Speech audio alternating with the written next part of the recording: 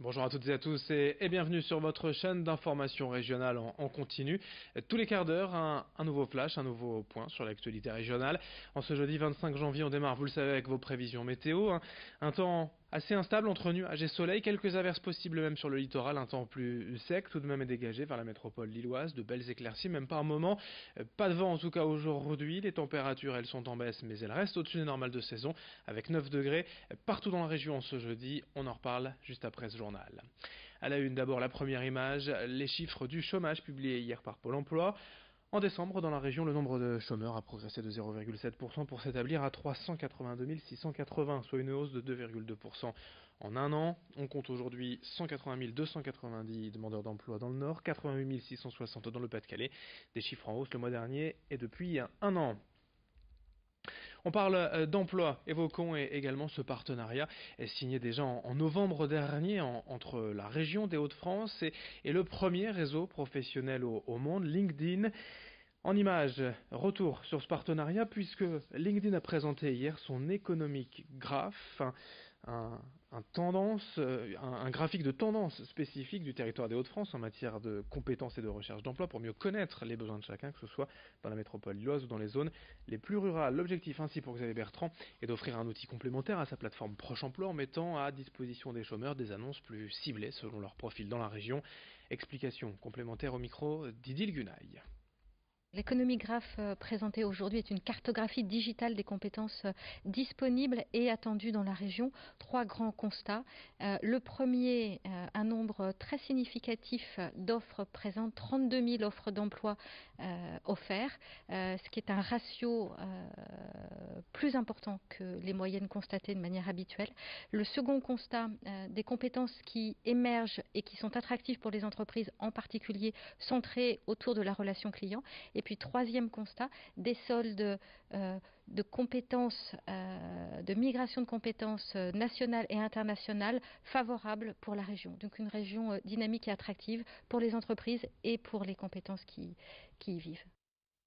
Dans la région, après plusieurs agressions de pompiers en exercice ces dernières semaines, la préfecture du Nord avait ces derniers jours réuni les élus du département, la direction du SDIS 59 et des représentants du personnel avec un objectif: mieux protéger les pompiers, éviter ce genre de violence.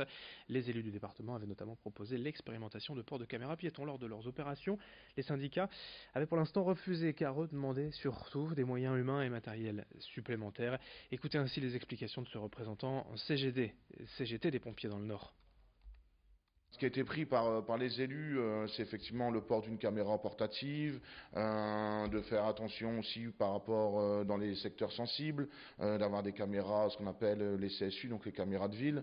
Voilà, après, c'est des préconisations qui sont prises par les élus. Nous, sincèrement, pour le CHSCT, on a voté contre parce que c'est mettre un pansement sur une jambe de bois. Le vrai problème, il faut le prendre au cœur, et le problème, c'est le manque d'effectifs dans la police pour venir en intervention nous épauler. Il est là le problème. On pourra mettre tous les caméras du monde, ça ne changera pas grand-chose. Peut-être que les caméras, soi-disant les statistiques, ça a fait baisser les agressions sur les policiers. Toujours est-il que c'est un fonctionnaire avec une caméra, mais qui est armé. Nous, on est pompiers, on va arriver avec une caméra. Si ça attise les gens et que ça dégénère, on n'a rien pour se défendre. Et quand on va appeler la police, il n'y en aura pas. Donc, est-ce que c'est une bonne solution? On n'en sait pas. Et à ce propos, depuis, sachez qu'une liaison téléphonique d'urgence a été mise en place entre les pompiers et la police pour protéger les soldats du feu en cas d'agression. Cette ligne rouge permettra d'intervenir plus vite, en théorie, en tout cas, en cas de problème. Dans l'actualité également, vous le savez, depuis quelques temps désormais, depuis le mois de novembre, il n'est plus possible de faire sa demande de carte grise au guichet. Tout passe désormais par Internet. Et si le système n'est pas encore tout à fait au point, avec quelques ratés quand même durant les premières semaines, il est possible aussi de se faire aider grâce à l'association l'Automobile Club du Nord. Moyennant 10 €, ses membres prennent en charge la démarche en ligne. Une vraie solution pour celles et ceux qui ont quelques difficultés avec l'informatique et qui ne veulent pas se tromper. Ici, les spécialistes règlent l'affaire en quelques minutes. Il y a des agences et des antennes de l'Automobile Club du Nord un peu partout dans la région, notamment à Dunkerque, Saint-Paul-sur-Tanoise et bien sûr dans la métropole lilloise. Explication donc avec le directeur de l'Automobile Club du Nord, Philippe Dutrieux, rencontré pour nous par Brio Gorchi.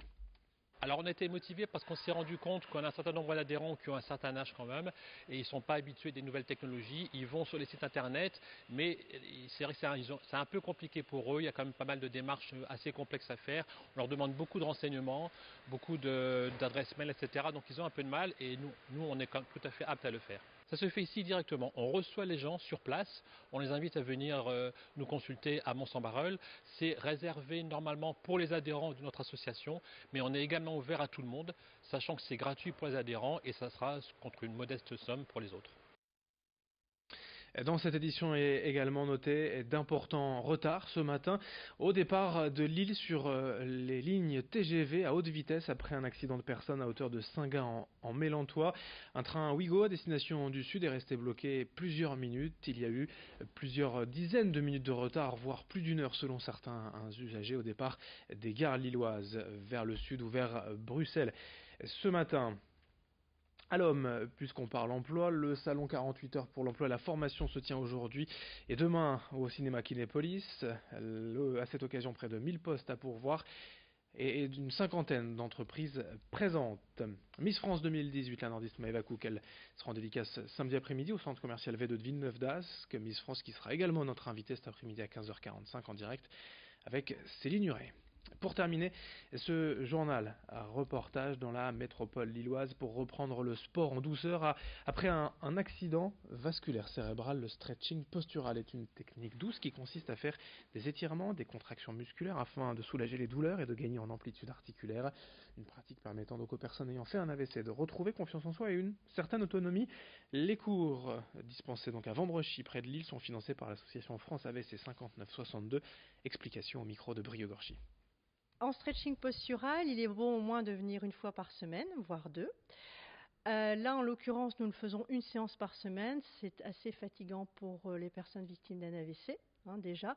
Par contre, je leur demande de travailler en toute autonomie chez eux. Donc, tous les jours, ils doivent travailler donc, des postures que je leur remets à chaque cours sur papier. Donc, je prépare le cours, je leur remets. On le fait en séance collective et ils doivent le travailler chez eux.